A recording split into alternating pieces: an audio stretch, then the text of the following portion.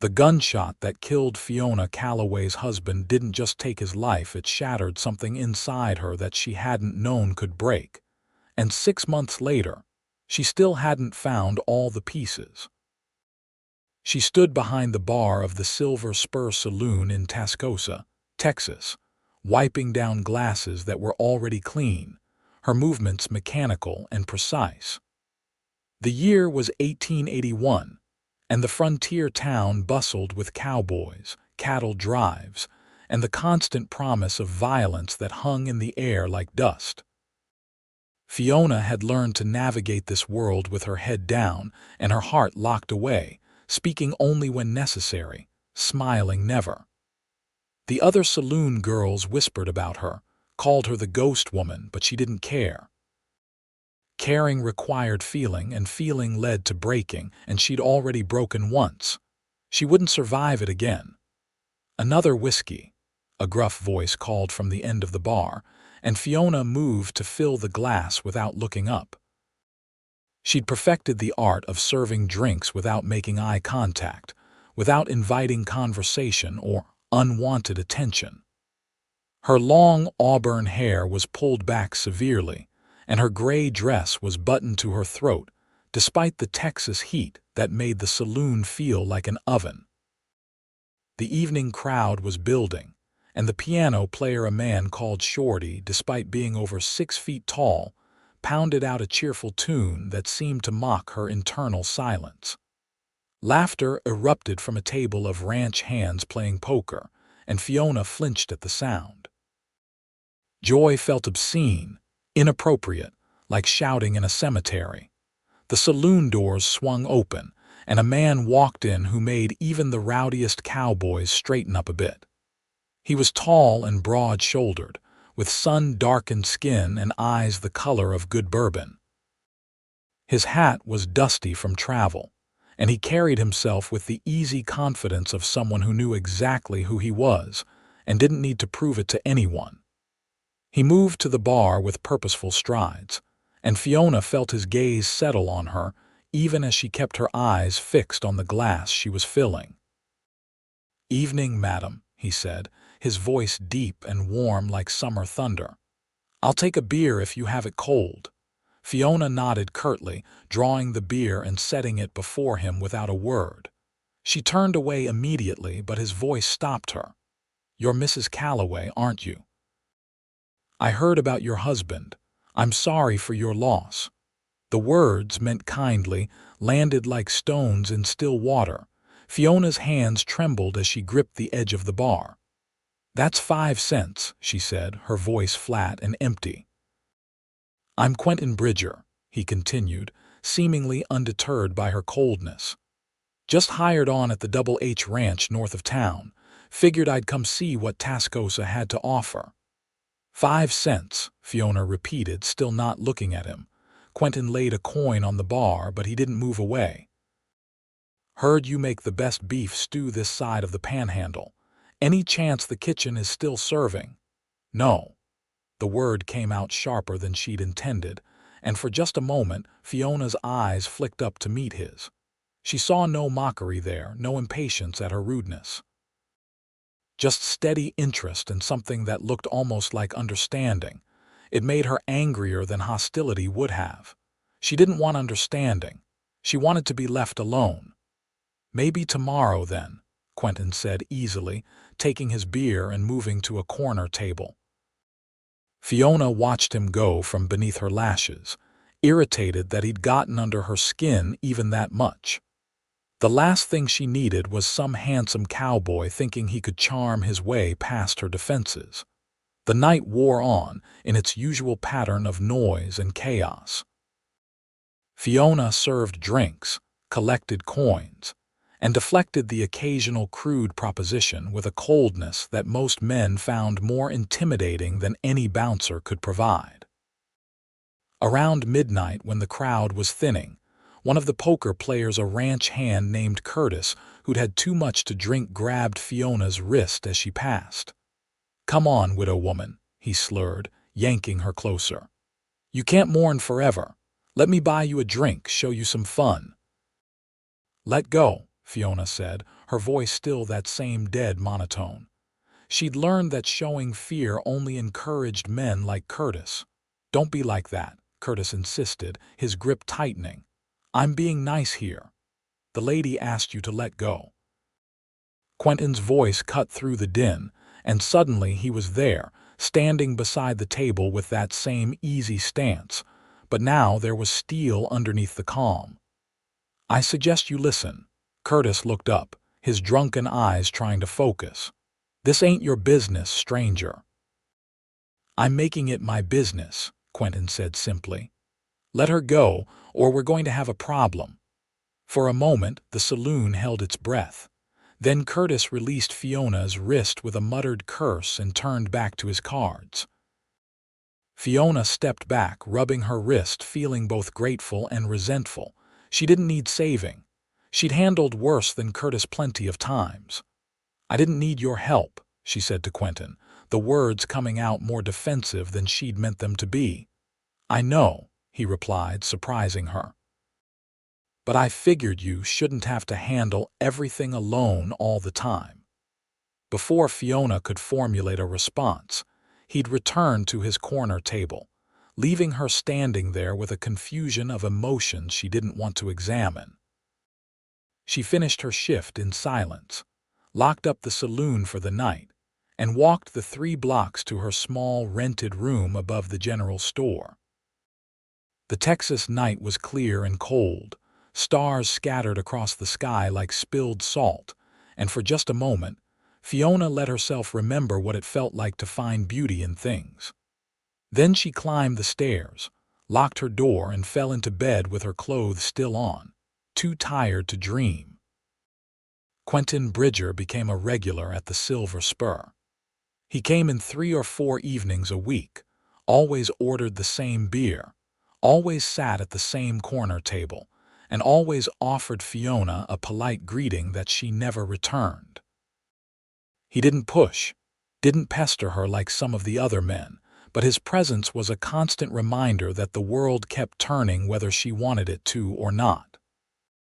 One Thursday evening, about 2 weeks after they'd first met, the saloon owner, a portly man named Jessup, who was more interested in profit than people, cornered Fiona in the back room. "You need to be friendlier," he said bluntly. "The customers are complaining. They don't like drinking in a place that feels like a funeral." Fiona stared at him, her jaw tight. "I serve the drinks. I don't bother anyone. That should be enough." "It's not," Jessup said, his jowls quivering with annoyance. "This is a saloon, not a library. People come here to have fun, and your sour face is bad for business. Smile more, talk to the customers, or I'll find someone who will." The threat hung in the air between them.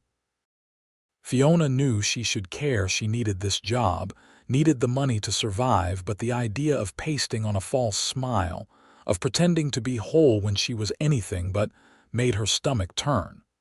Still, practicality won out over pride. "I'll try," she said, the words tasting like ash. That night, she forced herself to meet customers' eyes when they ordered. She even attempted what she thought might pass for a smile, though it felt more like a grimace. One drunk cowboy laughed and said she looked like she was in pain, which wasn't far from the truth. By the time Quentin came in for his usual beer, Fiona's face ached from the unfamiliar expressions and her patience had worn thin. "Evening," Quentin said, settling onto his usual bar stool. "Rough night." "Beer?" Fiona asked, ignoring his question. "Please." He watched her pour with those observant eyes of his. "You don't have to do that, you know." "Do what?" She set the beer down harder than necessary. "Pretend to be something you're not." His voice was gentle but direct. "I've seen real smiles, and whatever that was you were doing earlier wasn't one."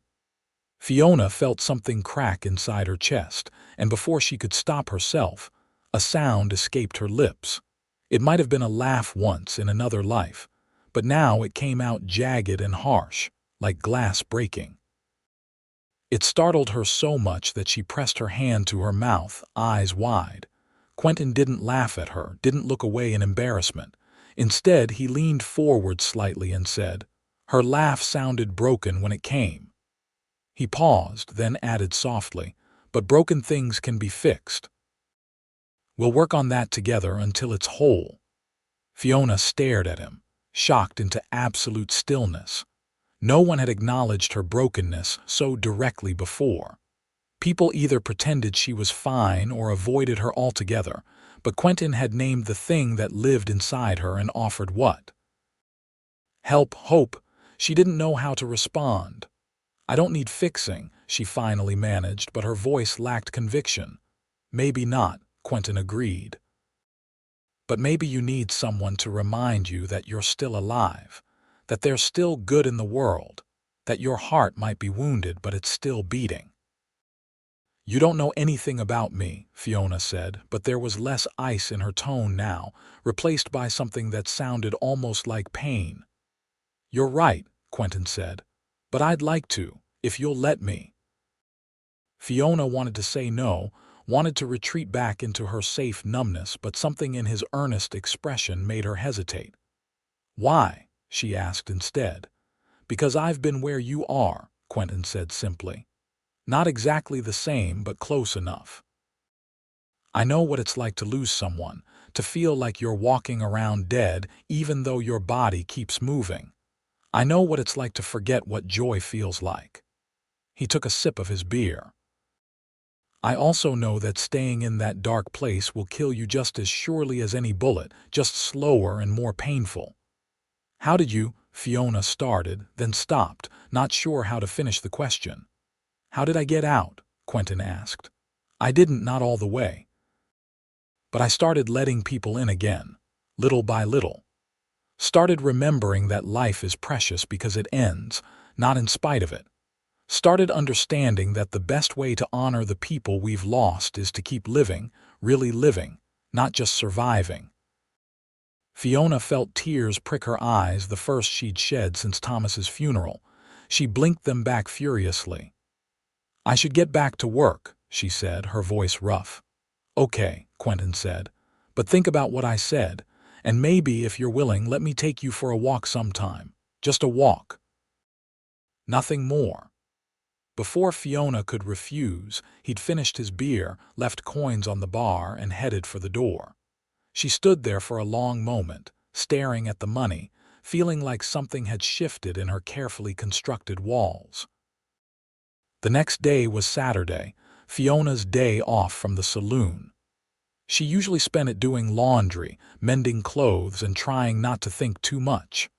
But today she found herself restless, Quentin's words echoing in her mind. She walked through Tascosa's dusty streets, past the mercantile and the blacksmith shop, past the small church where she hadn't set foot since Thomas's funeral. The town was busy with weekend activity, cowboys in from the ranches, families shopping, children playing in the street. Normal life, continuing on without her. She found herself at the edge of town, looking out at the vast Texas plains that stretched to the horizon. The land here was brown and dry, dotted with scrub brush and the occasional stubborn tree. It was harsh country, unforgiving, but there was a stark beauty to it if you knew how to look. Thomas had loved this land, had talked about buying their own ranch someday, building a life together. Those dreams had died with him, and Fiona had buried them deep, trying not to remember. "Beautiful, isn't it?" a voice said, and she turned to find Quentin approaching on horseback. He dismounted smoothly, leading his horse, a handsome chestnut gelding, by the reins. "Sorry, I didn't mean to startle you." "You didn't," Fiona said, which was mostly true. "I was just walking." "It's a good day for it," Quentin said. "Not too hot yet." He hesitated, then asked, "Would you mind some company? I was just heading back to the ranch, but I'm in no hurry." Fiona knew she should say no, should maintain her distance, but the words that came out were, "I suppose not." They walked in silence for a while, Quentin leading his horse, matching his pace to Fiona's slower steps. The quiet between them wasn't uncomfortable, which surprised her. She'd grown so used to the aggressive silence she wrapped around herself that she'd forgotten silence could be companionable. "Tell me about him," Quentin said eventually. "Your husband, if you want to." Fiona's first instinct was to refuse, but then she found herself speaking. "His name was Thomas Calloway. He was a ranch hand at the Circle T, good with horses, better with people. He could make anyone laugh, could find the bright side of anything." Her voice caught. "He was everything I wasn't. I was always too serious, too quiet, but he said he loved that about me, said I balanced him out." "How did you meet?" Quentin asked gently. "At a church social. I just arrived in Tascosa from Missouri, running from—" She stopped, surprised she'd almost revealed that. "Running from a bad situation. Thomas was serving punch, and he spilled an entire ladle down his shirt trying to be charming. It should have been embarrassing, but he just laughed at himself, and her breath hitched. I smiled, really smiled for the first time in months." "He sounds like a good man," Quentin said. "He was the best man," Fiona said fiercely. "And he died because of a stupid argument over a card game. Someone accused him of cheating, which he would never do, and drew on him. Thomas wasn't even armed. He died in the street like—" She couldn't finish, the memory too raw even after 6 months. Quentin stopped walking and turned to face her. "I'm sorry, Fiona, truly sorry.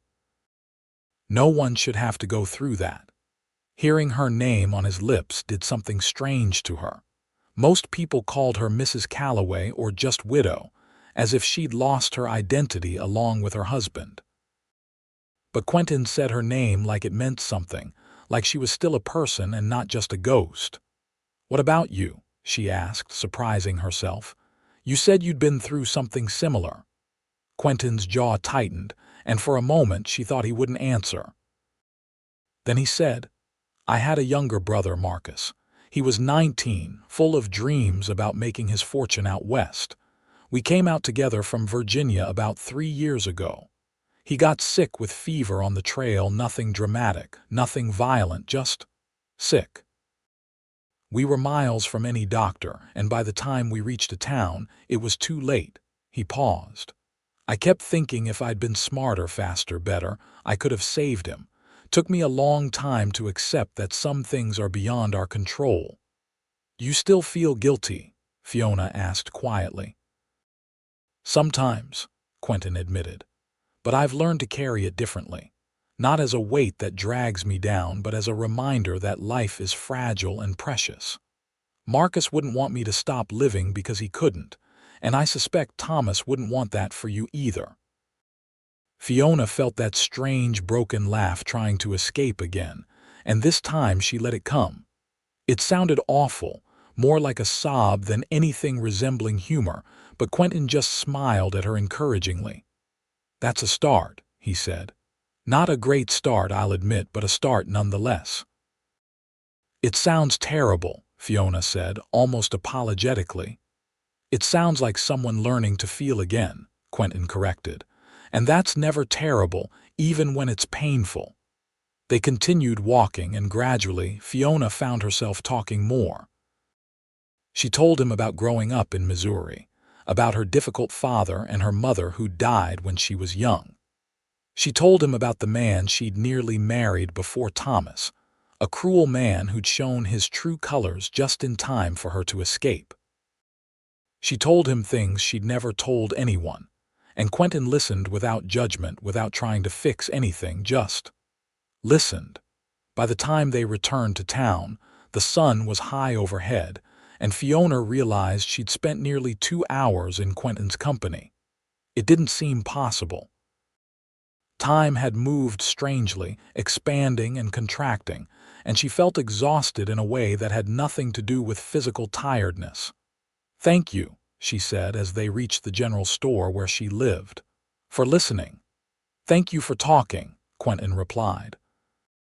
"Would you," he hesitated, seeming almost nervous, "would you maybe want to have dinner sometime? Nothing fancy, just the restaurant down the street, as friends." Fiona wanted to say no. Every instinct screamed at her to retreat, to protect herself. But there was something in Quentin's patient, steady presence that made her feel like maybe, possibly, she could risk this small thing. "As friends," she repeated, as if confirming the terms. "I suppose that would be acceptable." Quentin's smile was bright enough to rival the Texas sun. "How about Wednesday? I can meet you here at 6 if that works." "Wednesday at 6, Fiona agreed, and then she hurried inside before she could change her mind. The next few days passed in a strange haze. Fiona went through her usual routines at the saloon, but her mind kept drifting to Wednesday, to the dinner she'd agreed to. Part of her wanted to cancel, to send word to Quentin that she'd changed her mind, but another part, a part that had been dormant for months, was curious, almost excited. It was a disturbing feeling. On Tuesday night, one of the other saloon girls, a kind woman named Rosie who was about Fiona's age, cornered her during a quiet moment. "You've been different lately," Rosie said, not unkindly. "Almost like you're coming back to life." Fiona didn't know how to respond to that, so she just kept wiping down the bar. "It's that cowboy, isn't it?" Rosie continued. "The tall one with the good manners, Quentin something." "Bridger," Fiona said before she could stop herself. Rosie grinned. "So you do know his name?" "Look, honey, I know you've been through hell, and I know you probably think you can never feel anything again. But that man looks at you like you hung the moon, and maybe it's time you let yourself look back." "We're just friends," Fiona said firmly. "I'm not looking for I can't, I know," Rosie said gently. "And maybe friends is all it will be, but maybe it won't, and that's okay too. You're allowed to be happy again, Fiona. Thomas would want that for you." "Would he?" Fiona wondered as she finished her shift. Thomas had been generous and kind, but would he want her to move on? Would he see it as a betrayal? She didn't know, and the not knowing kept her awake long into the night, staring at the ceiling and trying to make sense of her tangled emotions. Wednesday arrived too quickly. Fiona spent the afternoon in a state of nervous agitation, changing her dress 3 times before settling on a simple blue cotton one that Thomas had always liked. Then she felt guilty for wearing it and almost changed again, but there wasn't time. She brushed out her auburn hair and left it down instead of in its usual severe bun, then immediately regretted that decision and started to pin it up again. She was midway through this process when someone knocked on her door. "Just a moment," she called, hastily finishing with her hair. She checked her reflection one last time. She looked pale and anxious but presentable, and opened the door. Quentin stood there in clean clothes, his dark hair still damp from washing, holding a small bouquet of wildflowers that he must have picked from the prairie. The gesture was so unexpectedly sweet that Fiona felt something loosen in her chest. "These are for you," he said, offering the flowers with an almost shy expression. "I know they're not fancy, but they're perfect," Fiona interrupted, taking them carefully. "Thank you." She set them in a tin cup with water, then grabbed her shawl. "I'm ready." The restaurant, really just a converted boarding house that served meals to the public, was busy but not crowded. The owner, a matronly woman named Mrs. Henderson, seated them at a corner table and promised to bring out her best chicken and dumplings. Fiona sat stiffly, acutely aware of the other diners watching them, probably gossiping about the widow woman having dinner with a man. "Try to ignore them," Quentin said, as if reading her thoughts. "People will talk no matter what you do. Might as well give them something worth talking about." "Is that your philosophy on life?" Fiona asked, attempting lightness. "One of them," Quentin said with a smile. "Along with work hard, treat people fair, and never bet on another man's poker hand." That surprised another one of those broken laughs out of Fiona. It still sounded wrong, jagged, and harsh, but Quentin's expression didn't change, didn't show any disgust or discomfort. "There it is again," he said encouragingly. Broken, yes, but getting stronger. We'll work on that together until it's whole. You keep saying that, Fiona said. But how? How do you fix something that feels permanently damaged? Slowly, Quentin said. And with patience. You start by remembering small joys, the taste of good food, the warmth of sunshine, the sound of rain on a roof, little things that remind you the world still has beauty in it. Mrs. Henderson arrived with their food, and for a while they ate in comfortable silence.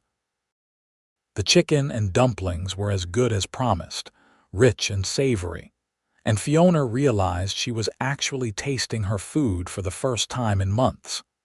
She'd been eating to survive for so long that she'd forgotten food could be pleasurable. "Tell me about Virginia," she said, wanting to know more about this man who was slowly, carefully pulling her back into the world. "What was it like growing up there?" Quentin's face softened with memory. "Green," he said. "So green compared to here.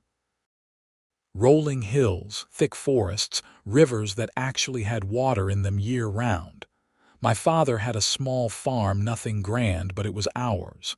He raised horses, good ones, and taught Marcus and me everything about working with them." "Is he still there?" Fiona asked. "Your father?" "No, he passed when I was 22. Heart just gave out one day while he was working in the barn. My mother had died years before, so it was just me and Marcus then. We tried to keep the farm going, but our hearts weren't in it anymore. Too many memories. That's when we decided to head west, start fresh." "Do you regret it?" Fiona asked. "Coming out here," Quentin considered this, his expression thoughtful. "I regret losing Marcus. I regret that he never got to see all the things he dreamed about. But do I regret the decision itself? No. There's a freedom out here that I never felt in Virginia. A sense that you can become whoever you want to be, that your past doesn't have to define your future." "I wish I felt that way," Fiona said quietly. "I feel like my past is all I have left." "That's because you're still standing in it," Quentin said gently. "But you can choose to step forward whenever you're ready, and you don't have to do it alone." They talked long after they'd finished eating until Mrs. Henderson started giving them pointed looks, and they realized they were keeping her from closing. Quentin paid for the meal over Fiona's protests and walked her back to the general store through streets lit by lamplight and starshine. "I had a nice time," Fiona said when they reached her door, and was surprised to realize it was true. For a few hours she'd almost felt normal, almost felt like a person instead of a wound. "So did I," Quentin said. "Could we do this again? Maybe Saturday if you're free." Fiona hesitated, then nodded. "Saturday," she agreed, "but I'll pay for my own meal this time." "We'll argue about that when the time comes," Quentin said with a grin. Then more seriously, "Thank you, Fiona, for giving me a chance, for letting me in even a little bit. I know it's not easy." "No," Fiona admitted. "It's terrifying actually, but also," she searched for the right word, "also necessary, I think. I've been frozen for so long that I forgot what it felt like to thaw." "Thawing hurts," Quentin said. "When your fingers are frozen and you warm them up, it hurts like the devil. But it means the blood is flowing again, that you're healing." Fiona nodded, understanding the metaphor. "Good night, Quentin." "Good night, Fiona." She watched him walk away into the darkness, then went inside and lit her lamp. The wildflowers he'd brought sat in their tin cup, already starting to wilt in the dry air, but they were still beautiful. She touched one soft petal, thinking about frozen fingers and flowing blood and the painful process of healing. Saturday came, and then Wednesday again, and then Saturday once more. A pattern developed. Quentin and Fiona had dinner together twice a week, sometimes at the restaurant, sometimes just walking around town with food from the bakery. They talked about everything and nothing, their childhoods, their dreams, their fears. Quentin told her about the Double H Ranch where he worked, about the cattle and horses and the hard but satisfying labor. Fiona told him about her secret love of reading, about the small shelf of books in her room that were her most precious possessions. "What are you reading now?" Quentin asked one evening as they sat on a bench outside the general store, watching the sunset paint the sky in shades of orange and pink. "Jane Eyre," Fiona said. "Have you read it?" "Can't say I have," Quentin admitted. "I'm not much of a reader, but tell me about it." So Fiona did, summarizing the story of the plain governess and the brooding Mr. Rochester. And as she talked, she realized she was smiling, not one of those forced grimaces from before, but a real smile, small and tentative but genuine. When she finished, Quentin was looking at her with such warmth that she felt her cheeks flush. "You should do that more often," he said. "What? Talk about books?" "Smile," Quentin said. "It transforms your whole face. You go from beautiful to absolutely radiant." Fiona felt panic flutter in her chest. "Quentin, I know," he said quickly. "I know you're not ready for anything more than friendship, and that's fine. I'm not trying to rush you. I just wanted you to know that I see you, Fiona, really see you, and what I see is worth seeing." Fiona didn't know what to say to that, so she just reached out and took his hand, squeezing it gently. They sat like that until the sky turned from orange to purple to black, and when Fiona finally went inside, she felt something she hadn't felt in nearly a year. Hope. But with hope came fear. One night at the saloon, about 2 months after she and Quentin had started spending time together, a drifter came in who made Fiona's blood run cold. He was tall and thin with mean eyes and a cruel mouth, and when he looked at her, she saw recognition flash across his face. "Well, well," he drawled.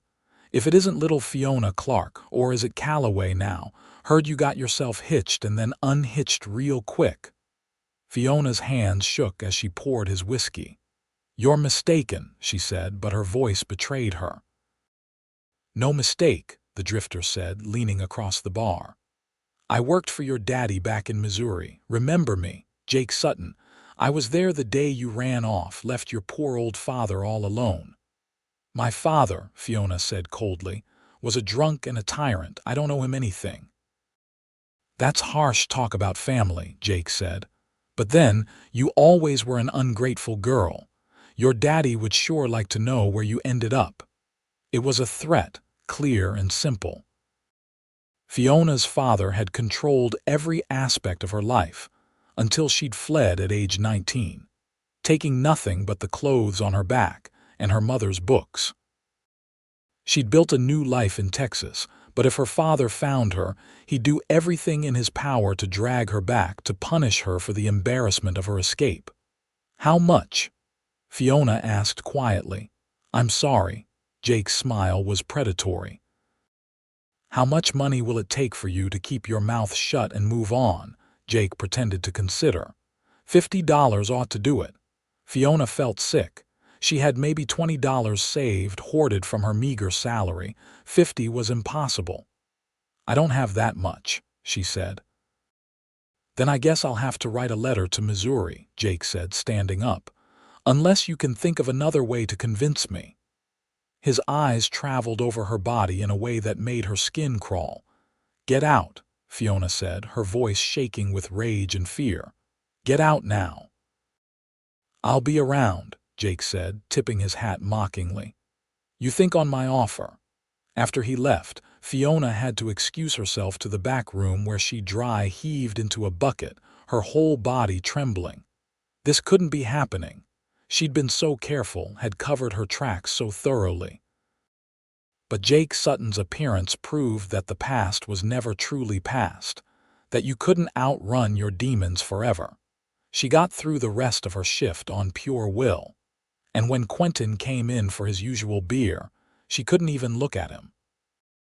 If her father found her, if he came to Tascosa and started spreading lies about her, or worse, telling the truth about her past, Quentin would be disgusted. He'd see her differently, see all the ways she was damaged and broken and not worth his time. "Fiona." Quentin's concerned voice broke through her spiral. Are you all right? You look like you've seen a ghost. I'm fine, she lied, but her hands were still shaking as she poured his beer. Quentin caught her wrist gently, stilling her movement. Talk to me, what happened? Nothing, Fiona insisted. I need to get back to work. But Quentin didn't let go. Something scared you. I can see it in your eyes. Let me help. You can't, Fiona said, and she pulled away, moving to the other end of the bar. For the rest of the night, she avoided him, and when she finally locked up and headed home, she took a circuitous route to make sure no one was following her. She didn't sleep that night. Instead, she lay awake counting her money, trying to figure out if there was any possible way to scrape together $50. She could ask Jessup for an advance on her wages, but he'd want to know why, and explaining about Jake would raise too many questions. She could try to borrow from Rosie or one of the other girls, but they were all struggling just as much as she was. There was no good solution. The next morning, Quentin was waiting outside her door when she emerged, bleary-eyed and exhausted. We need to talk, he said firmly. And before you tell me to go away, I'm not going to. I care about you, Fiona, and something is clearly wrong. Let me help. You can't help, Fiona said again, but there was less conviction in her voice now. She was so tired of carrying everything alone. Try me, Quentin said. Please. So she told him. She told him about her father, about the abuse and control, about her escape to Texas. She told him about Jake Sutton and his threat, about the money she didn't have. And as she talked, she waited for Quentin's expression to change, for him to realize she was more trouble than she was worth. But Quentin's expression didn't change, except to grow harder when she described her father's treatment of her. When she finished, he was quiet for a long moment. $50, he finally said. I know it's a lot, Fiona said miserably. I'm trying to figure out. I'll give you the money, Quentin interrupted. Fiona stared at him. What? No, absolutely not. I can't take your money. Why not? Quentin asked reasonably. I have it. I've been saving my wages and I don't need much. If $50 will make this problem go away, then it's the easiest solution. I could never pay you back, Fiona protested. I don't want you to, Quentin said. I want you to be safe. I want you to be free from this bastard's threats. That's payment enough. Fiona felt tears welling up, and this time she didn't fight them. They spilled down her cheeks, and Quentin pulled her into his arms, holding her while she cried for the first time since Thomas's death. She sobbed into his chest, releasing months of pent-up grief and fear and exhaustion, and Quentin just held her, one hand stroking her hair, murmuring soothing nonsense. When the storm finally passed, Fiona pulled back, embarrassed. I'm sorry, she said, wiping her eyes. I didn't mean to. Don't apologize, Quentin said. You needed that, and for what it's worth, I'm honored you trusted me enough to let me see it. I'll pay you back, Fiona insisted. I don't know how or when, but I will. We'll argue about that later, Quentin said, echoing his words from their first dinner. Right now, let's go find this Jake Sutton and settle this. They found Jake at the boarding house where he was staying. Quentin did most of the talking, his voice calm but carrying an undercurrent of steel that made it clear Jake would be wise not to argue. He handed over the $50, and Jake counted it with greedy fingers. Pleasure doing business with you, Jake said, pocketing the money. Then he looked at Fiona.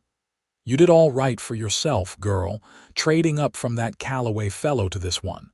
Quentin's hand shot out, grabbing Jake by his shirt front. Listen carefully, he said, his voice deadly quiet. You're going to leave Tascosa today. And if I ever hear that you've bothered Miss Fiona again, or if you've contacted her father, I will hunt you down and make you regret it. Do we understand each other? Jake, to his credit, looked genuinely frightened. Yes, sir. I understand. Good.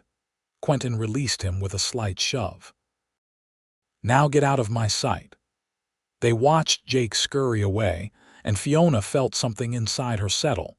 The threat wasn't completely gone. Her father could still find her through other means, but this immediate danger had been neutralized. "Thank you," she said to Quentin, "for everything." "You don't have to thank me," Quentin said. "That's what people do when they care about each other. They help." The word hung in the air between them. Care. It was more than friendship, and they both knew it, but Fiona still wasn't ready to name what was growing between them. It felt too much like a betrayal of Thomas, even though another part of her knew that was irrational. Over the next few weeks, Fiona found herself spending more and more time with Quentin. He'd started teaching her to ride she'd never learned properly, having been kept isolated on her father's farm, and she discovered she loved the freedom of it, the wind in her hair, and the powerful animal beneath her. Quentin was a patient teacher, never making her feel foolish when she made mistakes, always encouraging her to try again. One Sunday, he took her out to the Double H Ranch to meet his boss and see where he worked. The ranch was impressive, sprawling across thousands of acres of Texas prairie, with hundreds of cattle and dozens of horses. The boss, a gruff man named Harold Hutchins, looked Fiona over with shrewd eyes. "So you're the woman who's got Quentin smiling like a fool," Harold said. "About time he found someone. He's been moping around here like a kicked dog for too long."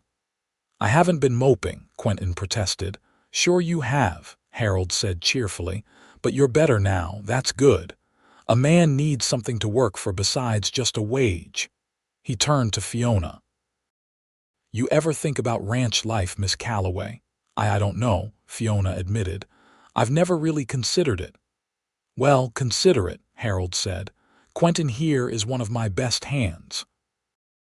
I'd hate to lose him if he decided to move on, but I'd understand if he wanted to start his own place someday. Man with his skills could do well for himself." The comment was pointed, clearly hinting at a future that included Fiona, and she felt panic rise in her throat. But Quentin just laughed and changed the subject, showing her around the ranch and introducing her to the other hands. Everyone was friendly and respectful, and by the end of the day, Fiona felt more relaxed than she had in months. As they rode back to town in the golden light of evening, Quentin said, "I'm sorry if Harold made you uncomfortable. He means well, but he has all the subtlety of a stampeding bull." "It's all right," Fiona said. "I know people are talking about us. It's inevitable in a town this size." "Does it bother you?" Quentin asked. "The talk," Fiona thought about it. "Less than I expected," she admitted. I think I'm starting to care less about what other people think and more about what I want."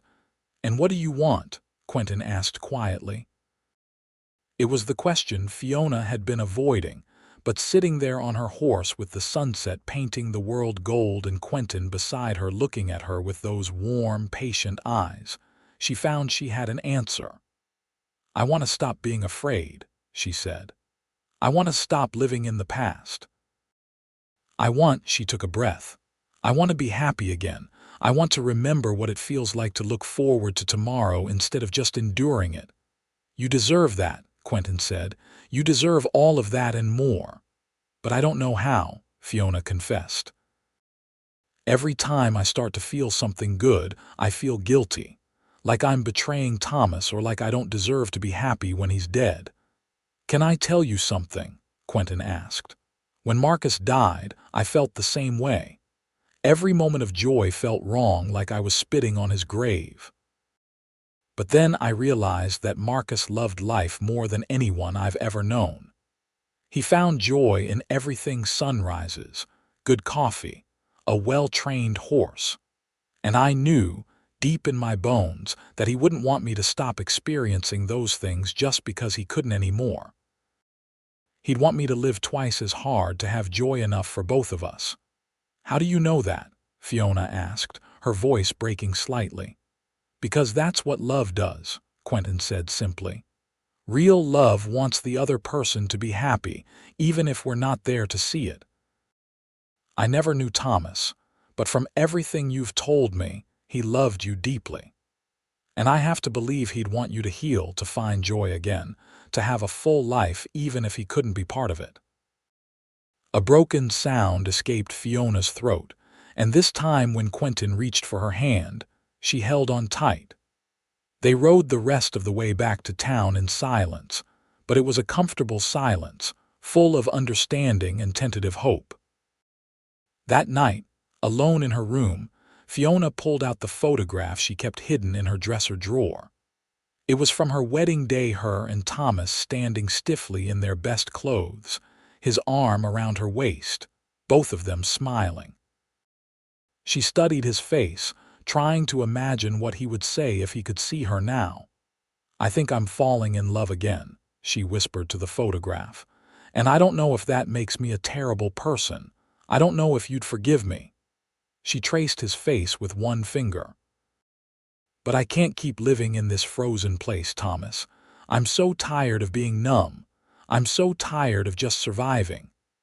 The photograph, of course, didn't answer.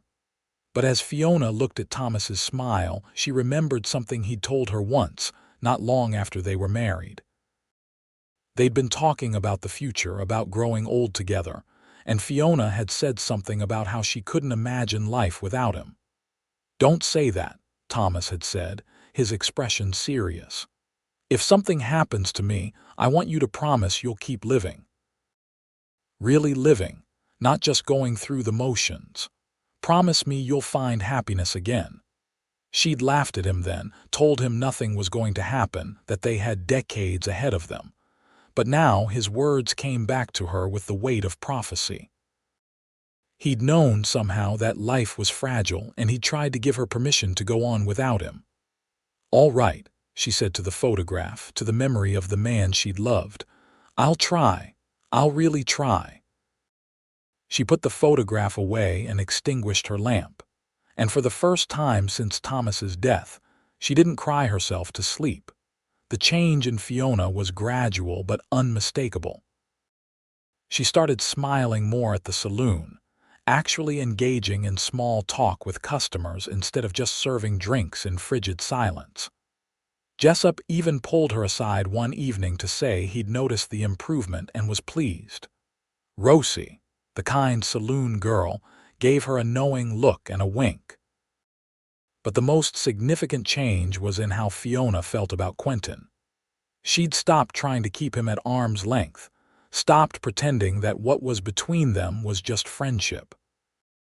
She caught herself thinking about him during the day, looking forward to their dinners with an anticipation that felt like butterflies. When he smiled at her, her heart did strange gymnastics in her chest, and when he took her hand or touched her arm, she felt warmth spread through her entire body. It was terrifying and exhilarating in equal measure. One evening in late October, when the air had finally cooled and autumn was asserting itself even in the Texas Panhandle, Quentin took Fiona on a picnic. They rode out to a spot near the Canadian River where cottonwood trees provided shade, and the water still low from the dry summer burbled over rocks. Quentin had packed cold chicken, fresh bread, and even a small jar of preserves, and they ate sitting on a blanket while the horses grazed nearby. "I have something to tell you," Quentin said when they'd finished eating. He sounded nervous, which was unlike him. Fiona felt her stomach clench. "What is it?" "Harold offered me a partnership," Quentin said. "Not a full one, I don't have nearly enough money for that, but a small stake in the ranch. He's getting older and wants to start bringing in younger partners who can eventually take over. It's a good opportunity, maybe the best I'll ever get." "That's wonderful," Fiona said, and she meant it. "You deserve it, you work so hard." "There's more," Quentin said. He took her hand, his thumb rubbing nervous circles on her palm. "Part of the agreement is that I'd build a house on the ranch property, put down real roots, and he paused, seeming to gather his courage. "I don't want to do that alone, Fiona. I want to do it with you." Fiona's breath caught. "Quentin, I know it hasn't been that long," Quentin continued quickly. "And I know you're still healing. But I love you, Fiona.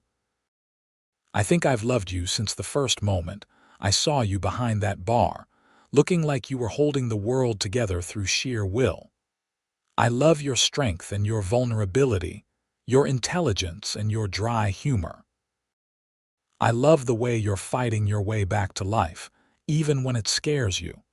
I love everything about you, and I want to build a future with you if you'll have me." Fiona felt tears streaming down her face, but for once they weren't tears of grief. They were tears of overwhelming emotion, of fear and hope and love all tangled together. "I love you too," she said, the words tumbling out before she could second-guess them. "I've been so afraid to admit it, afraid of what it means, afraid of betraying Thomas's memory. But I do. I love you, Quentin Bridger, and I want that future with you." Quentin's face lit up like the sun breaking through clouds. "Yeah, yeah," Fiona said, laughing through her tears, and this time the laugh didn't sound broken. It was still a little rough around the edges, still learning how to be whole again, but it was real and genuine and full of joy. Quentin pulled her into his arms and kissed her, gentle at first and then deeper, and Fiona kissed him back with all the emotion she'd been holding inside. When they finally broke apart, both breathing hard, Quentin rested his forehead against hers. "We'll work on that laugh together until it's whole," he murmured. "We'll work on everything together." "Together," Fiona agreed, and the word felt like a promise, like a vow, like the beginning of something beautiful. They were married in December in the same small church where Thomas was buried. Some people thought it was morbid, but Fiona felt it was important. She was honoring her past while stepping into her future, acknowledging that both were part of who she was. Rosie stood up with her, and Harold was Quentin's best man, and the ceremony was simple and brief and perfect. Afterward, there was a small celebration at the Silver Spur. Jessup had closed the saloon for the afternoon and laid out a spread of food and drink. The ranch hands from the Double H came, as did many of the townspeople who'd watched Fiona's transformation from ghost woman to blushing bride. Even Mrs. Henderson from the restaurant was there, dabbing at her eyes with a handkerchief. "You did good, girl," Rosie said, hugging Fiona tightly. "I'm so happy for you." "Thank you," Fiona said, "for everything, for being kind to me even when I didn't deserve it." "Everyone deserves kindness," Rosie said firmly, "especially when they are hurting.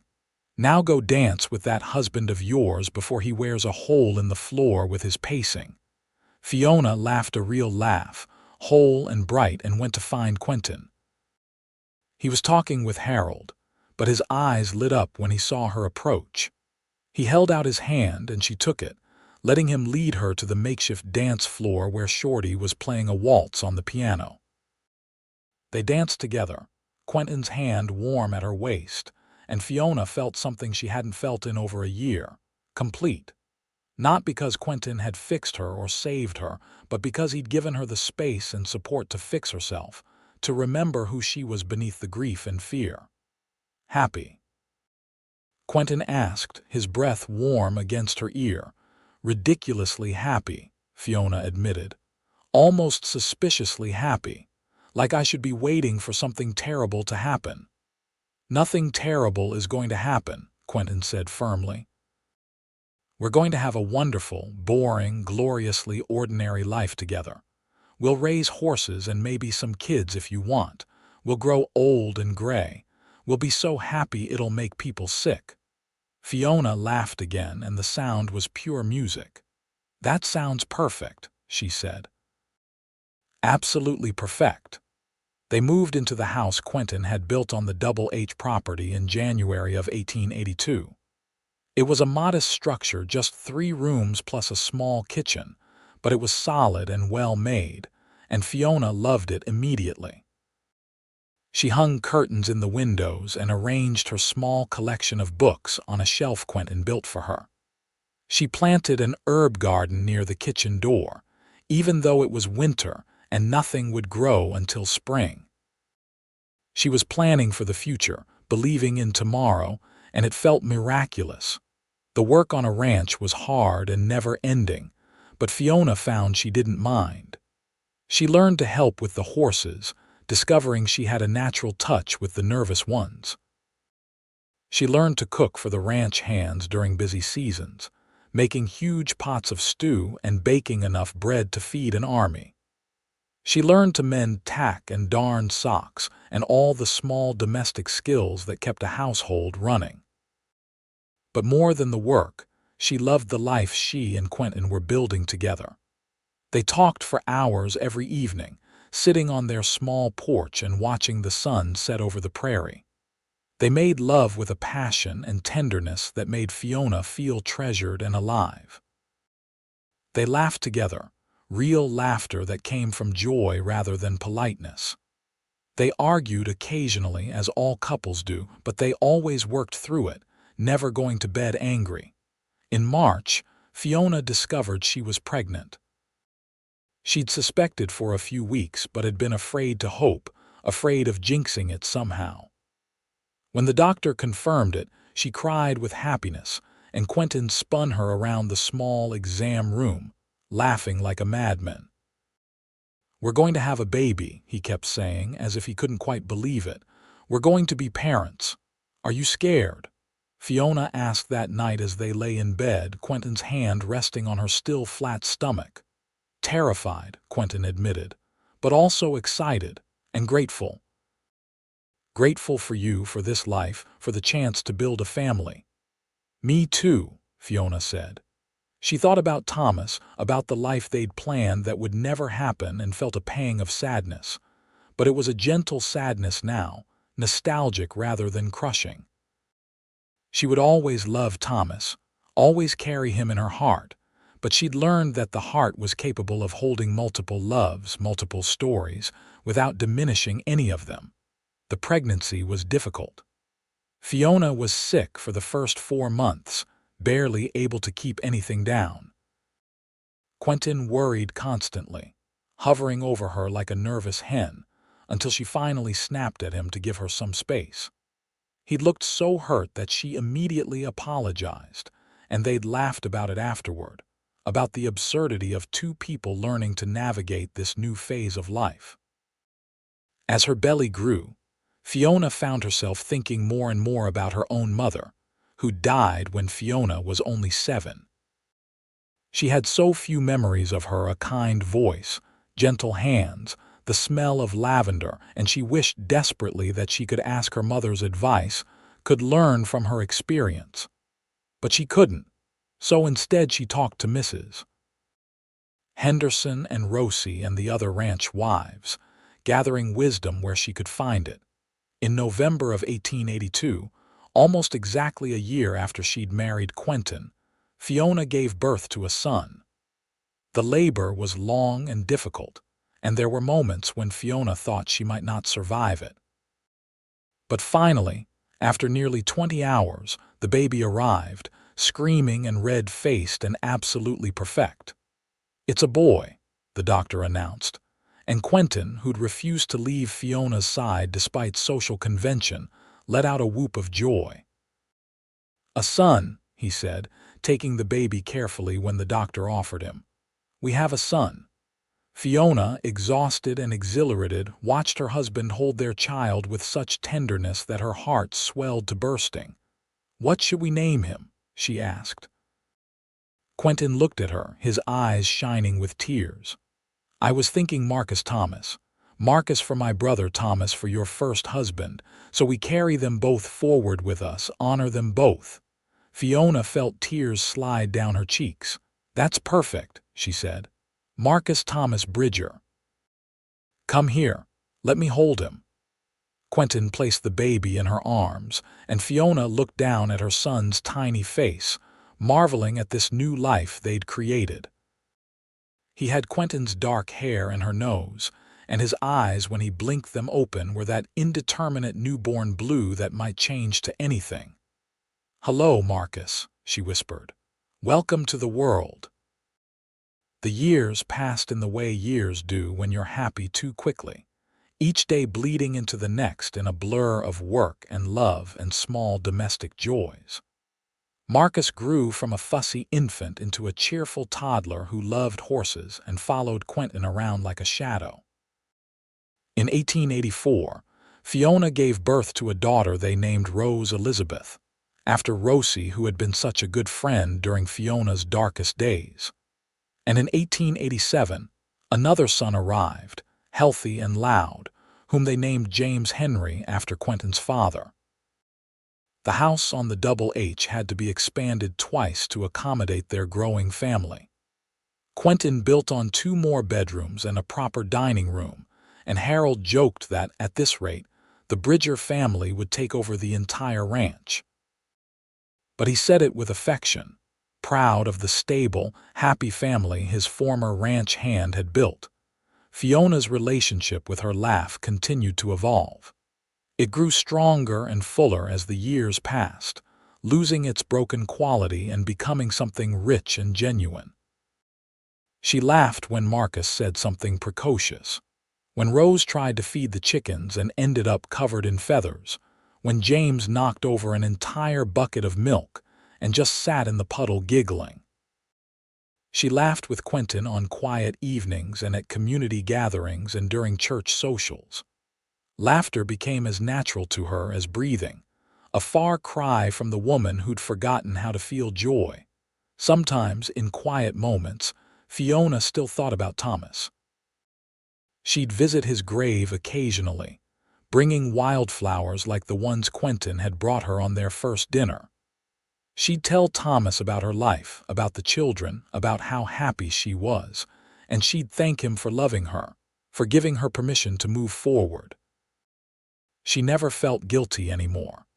She'd learned that loving Quentin didn't diminish what she'd had with Thomas. It just proved that her heart was resilient, capable of healing and growing and loving again. One evening in the summer of 1889, when Marcus was nearly 7, Rose was 5, and James was 2, Fiona sat on the porch watching her children play in the yard. Quentin came and sat beside her, pulling her against his side. "What are you thinking about?" he asked. "How lucky I am," Fiona said. "How different my life is from what I thought it would be."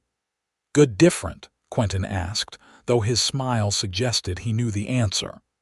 "The best different," Fiona confirmed. 8 years ago, I was so broken I didn't think I'd ever be whole again. I didn't think I deserved to be whole. And then you walked into that saloon and really saw me, and refused to let me stay in that dark place. You did the hard work of healing," Quentin said. "I just reminded you that you could." "You did more than that," Fiona said. "You loved me when I couldn't love myself. You were patient when I was prickly. You gave me space to grieve while also giving me reasons to hope. You worked on my broken laugh with me until it was whole again." "It's a beautiful laugh," Quentin said, kissing her temple. "Worth every moment of patience." Marcus chose that moment to chase Rose around the yard, both of them shrieking with laughter, and James toddled after them trying to keep up. Fiona watched them, her heart full, and let out a laugh of her own, bright and clear and completely whole. "I love our life," she said to Quentin. "I love you. I love our children. I love this ranch and this town and every single ordinary moment of every single ordinary day." "Nothing ordinary about it," Quentin said. "Love is never ordinary. It's the most extraordinary thing in the world." As the sun set over the Texas prairie, painting the sky in shades of orange and pink and purple, Fiona leaned against her husband and watched their children play. She thought about the young widow who'd stood behind the bar of the Silver Spur Saloon, frozen and broken and convinced she'd never feel anything again. She thought about the long journey from that darkness to this light, about all the small moments of courage it had taken to choose healing over numbness, love over fear. She thought about how her laugh had sounded broken when it first came, jagged and harsh like shattering glass. And she thought about how Quentin had looked at her that evening and said they'd work on it together until it was whole. He'd kept that promise, and she'd kept her end of it too, letting him in, trusting him with her broken pieces, believing that wholeness was possible. The children ran inside for dinner, and Quentin stood, offering Fiona his hand. She took it, letting him pull her to her feet, and together they went into their home, into the warm lamplight and the cheerful chaos of their family. Behind them, the prairie stretched endlessly under the darkening sky, wild and beautiful and full of promise. Years continued to unfold like the pages of a beloved book. Marcus grew tall and strong, with his father's way with horses and his mother's love of reading. Rose developed her mother's auburn hair and her father's easy confidence, charming everyone she met. James was the family clown, always finding ways to make his siblings laugh, carrying on the tradition of healing through joy that his parents had established. In 1892, Fiona gave birth to twin girls Anna Margaret and Clara Jane, who were so identical that even Quentin sometimes had trouble telling them apart. The house had to be expanded again, and Harold finally made Quentin a full partner in the ranch, acknowledging that the Bridger family had become essential to the Double HTK's success. Rosie had married a shopkeeper and moved to Amarillo, but she and Fiona wrote letters faithfully, sharing the details of their lives and their children's growth. Mrs. Henderson had passed away in 1890, but her restaurant continued under her daughter's management, and Fiona still thought of the kind woman fondly every time she made chicken and dumplings for her family. The Silver Spur Saloon had changed hands twice, and the new owner had turned it into a more respectable establishment with less drinking and gambling, and more emphasis on good food and community gatherings. Fiona occasionally stopped by when she was in town, remembering the ghost woman she'd been there, grateful for how far she'd come.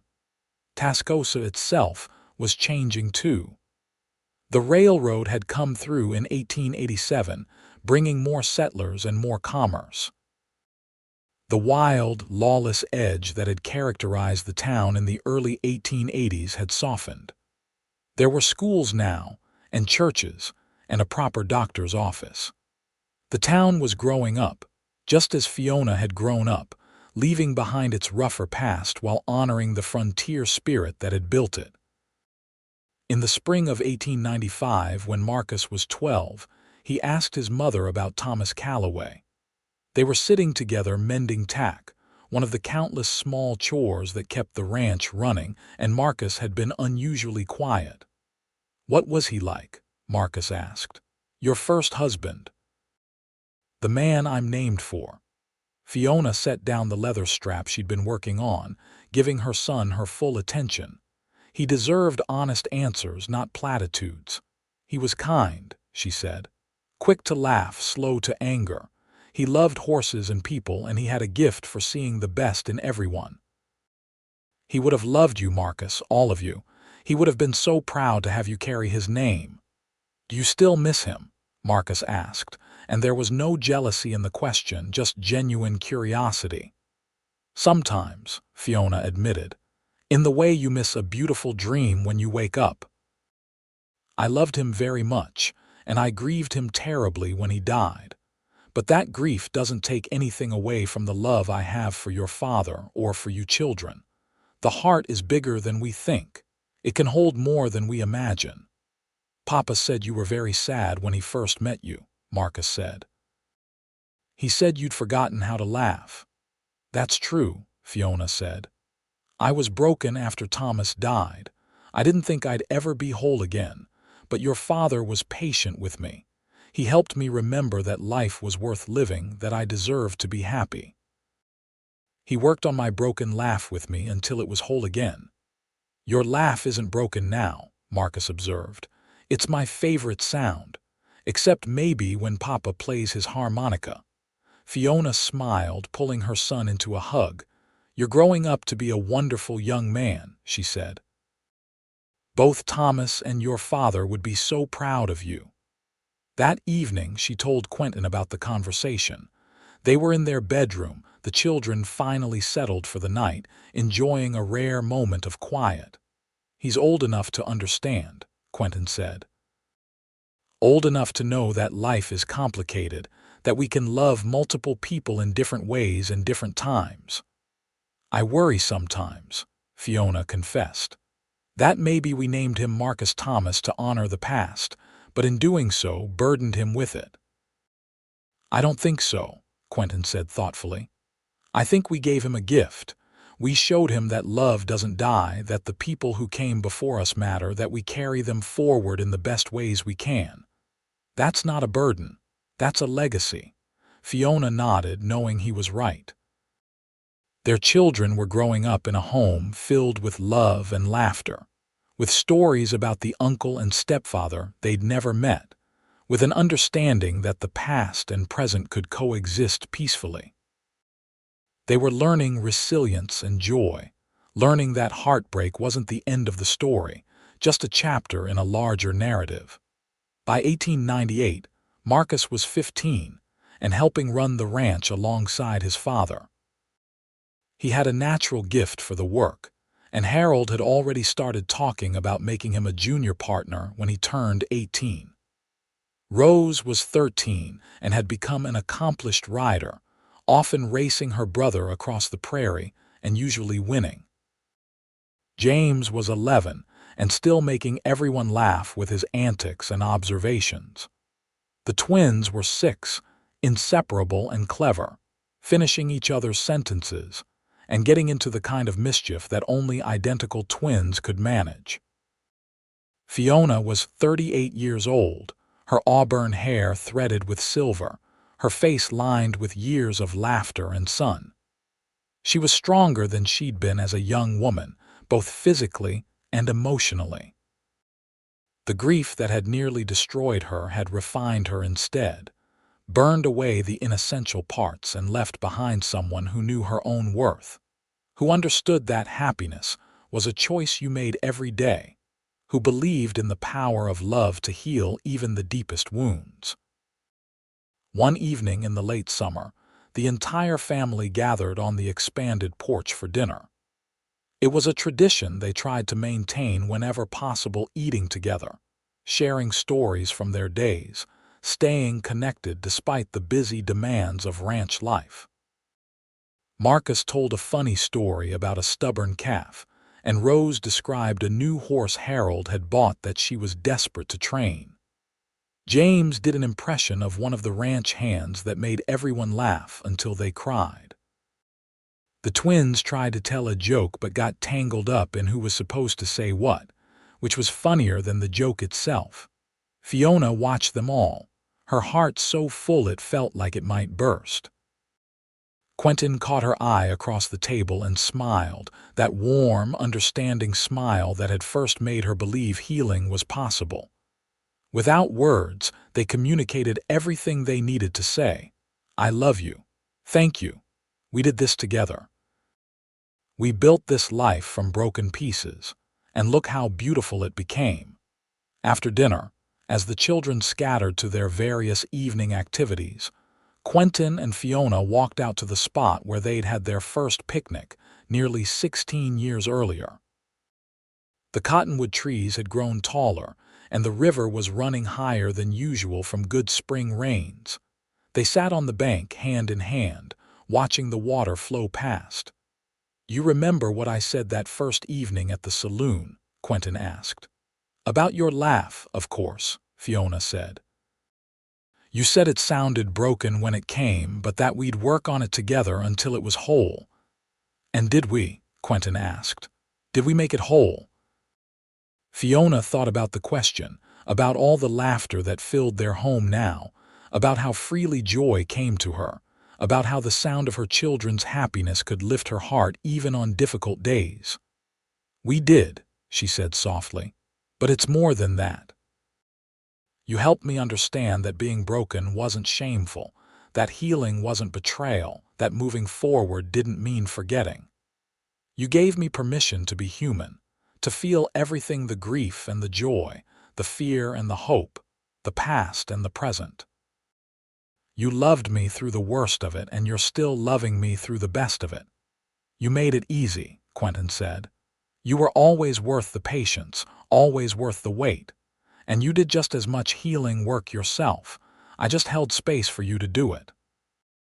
We healed each other, Fiona said. That's what love does. It makes us brave enough to face our wounds, strong enough to do the hard work, patient enough to give it the time it needs. They sat there until the sun set, turning the sky into a masterpiece of color.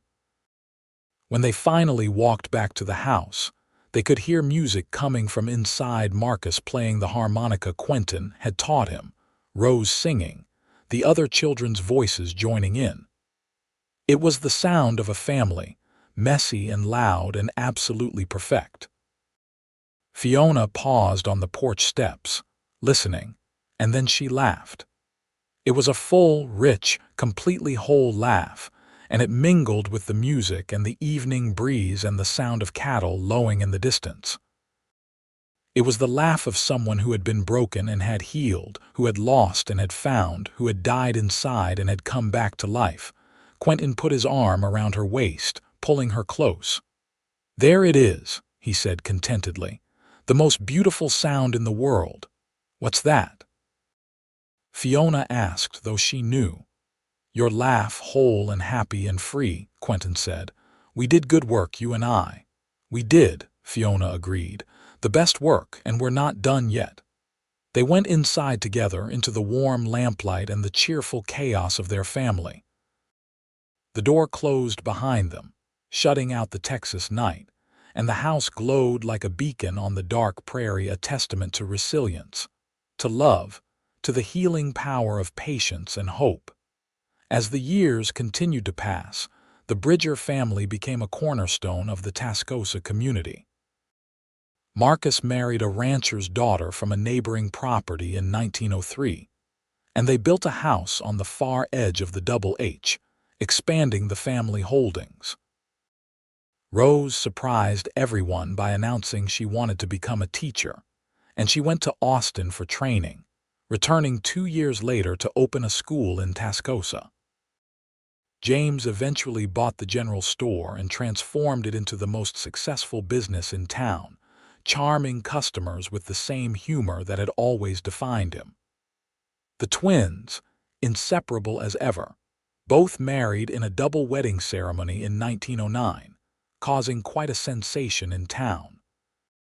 Through it all, Fiona and Quentin remained the steady center, the foundation upon which their children built their own lives.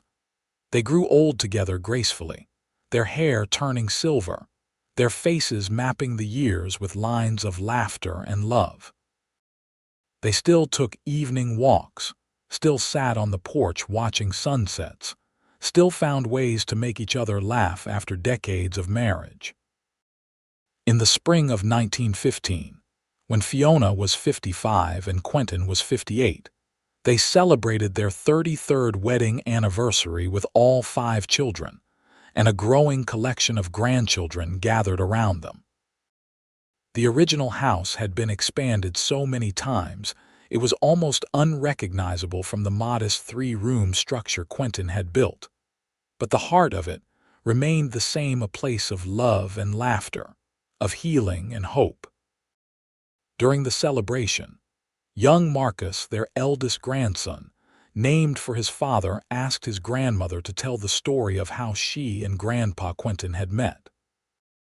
It was a story the grandchildren never tired of hearing, each time requesting more details, more insights into the people their grandparents had been before they were just Grandma and Grandpa. Fiona settled into her rocking chair, surrounded by children and grandchildren, and began the tale. She told them about the Silver Spur Saloon, about being the ghost woman who'd forgotten how to feel. She told them about the handsome cowboy who'd seen past her coldness to the wounded woman beneath. She told them about broken laughs and patient love, about healing that happened slowly over time, about learning to honor the past while embracing the future. And then what happened? Little Anna asked breathlessly.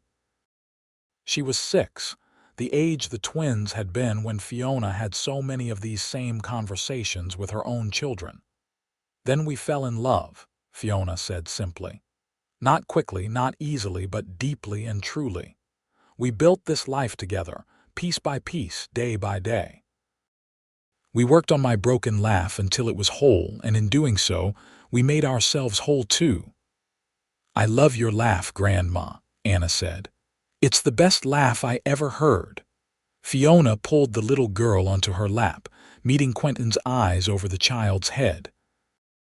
He was smiling that warm, patient smile she'd fallen in love with all those years ago. The smile that had made her believe healing was possible, that she deserved happiness, that broken things could be made whole again with enough love and time. "I love my laugh too," Fiona said, and she meant it with every fiber of her being. "It took a long time and a lot of work, but it was worth it. Everything was worth it." As the celebration continued around them, with children playing and adults talking and food being passed from hand to hand, Fiona felt a profound sense of peace. She thought about the journey that had brought her here from Missouri to Texas, from grief to joy, from broken to whole. She thought about Thomas Calloway, who'd given her her first great love and her first great loss, who'd taught her what it meant to be cherished. She thought about Quentin Bridger, who'd given her a second chance at love and a lifetime of happiness, who'd showed her that healing was possible even when it seemed impossible. She thought about the woman she'd been at 29, standing behind a bar with a heart full of ice and eyes that couldn't see past the next moment. That woman would never have believed she'd end up here, surrounded by children and grandchildren, laughing freely, loving deeply, living fully. That woman couldn't have imagined the reservoir of strength she carried, the capacity for joy that still existed beneath the grief, the possibility of a future that honored the past without being imprisoned by it. But here she was, whole and happy and grateful, with a laugh that rang clear and true, with a heart that had been broken and had healed stronger than before, with a life full of love and meaning and connection. That evening, after the guests had left and the house had quieted, Fiona and Quentin sat on their porch in the rocking chairs they'd occupied for 3 decades. The Texas night was cool and clear, stars scattered across the black sky like diamonds on velvet.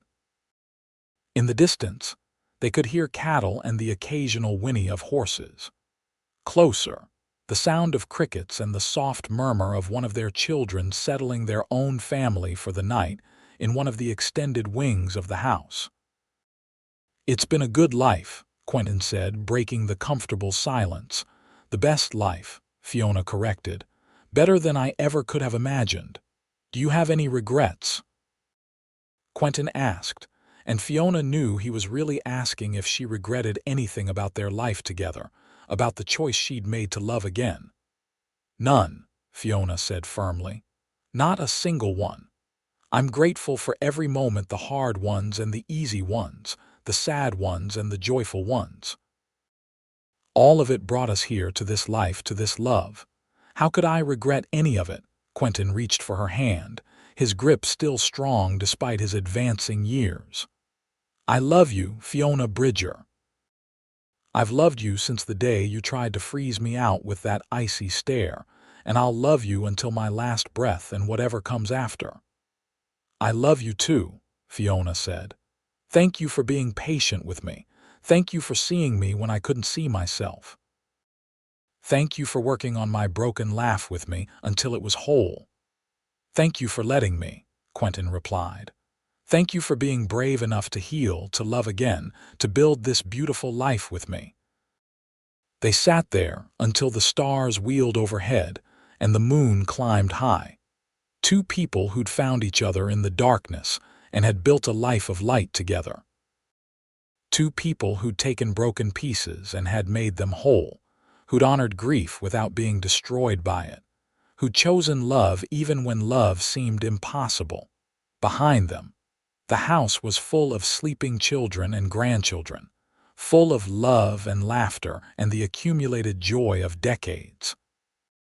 It was a home built on resilience and hope, on patience and understanding, on the fundamental belief that healing was possible and love was worth the risk. And in the morning, when the sun rose over the Texas prairie and brought a new day, Fiona would wake beside the man who'd saved her by teaching her to save herself. She'd make breakfast for her extended family. She'd laugh at someone's joke. She'd work on whatever tasks the day demanded. She'd live fully and joyfully, honoring both the woman she'd been and the woman she'd become, because her laugh was whole now, and so was she. And that wholeness, hard-won and precious, was the greatest gift she'd ever received, surpassed only by the love that had made it possible. The story of Fiona and Quentin Bridger became a family legend, passed down through generations. Their great-grandchildren and great-great-grandchildren would tell it to their own children, keeping alive the memory of the ghost woman and the patient cowboy, of the broken laugh that became whole, of the love that healed wounds time couldn't touch. But that was in the future. In this moment, on this night, in this place they'd built together from hope and determination and love, Fiona and Quentin simply sat together, holding hands, watching the stars, grateful for every moment that had led them here. And somewhere in the distance, carried on the Texas wind, the sound of laughter rang out whole and clear and perfect.